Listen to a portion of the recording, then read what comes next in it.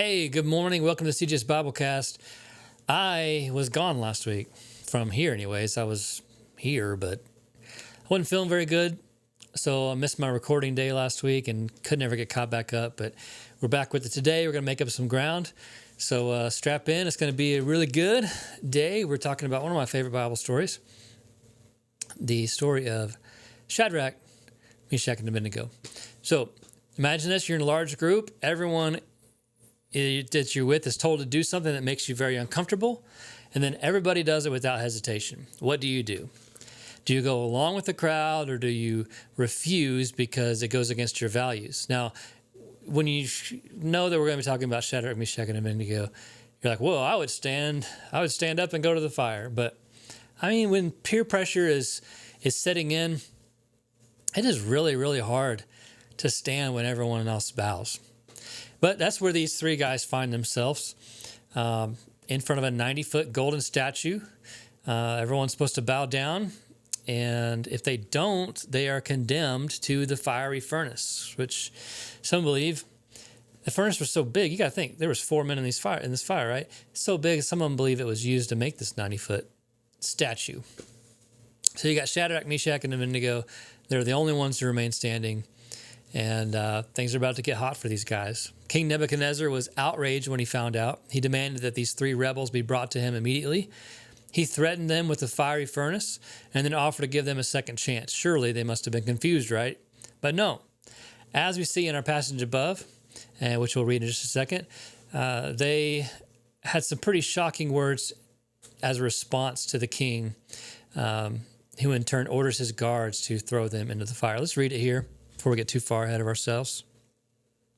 This is Daniel chapter 3, verse 16 and 18. It says, Shadrach, Meshach, and Abednego replied to him, King Nebuchadnezzar, we do not need to defend ourselves before you in this matter. If we are thrown into the blazing furnace, the God we serve is able to deliver us from it.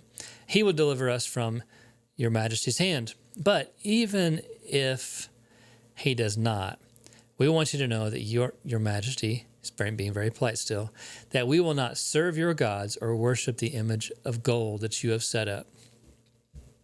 I love this story.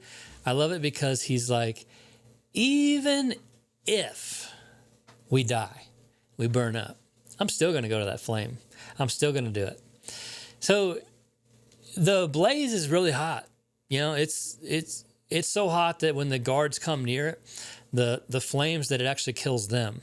But Shadrach, Meshach, and Abednego gets thrown into this. Nothing gets burned.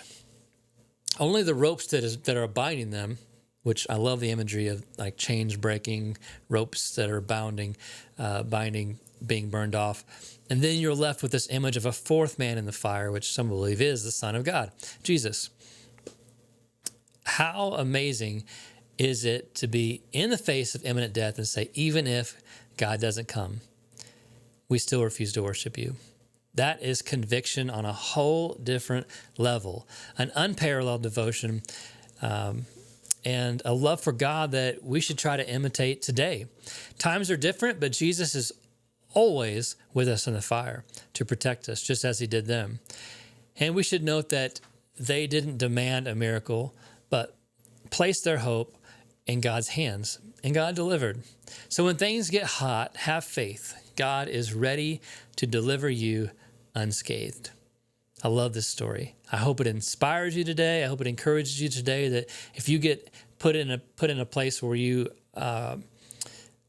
feel pressured into folding based off of your convictions, I pray that you have the strength to stand when everyone else bows. Have a good day.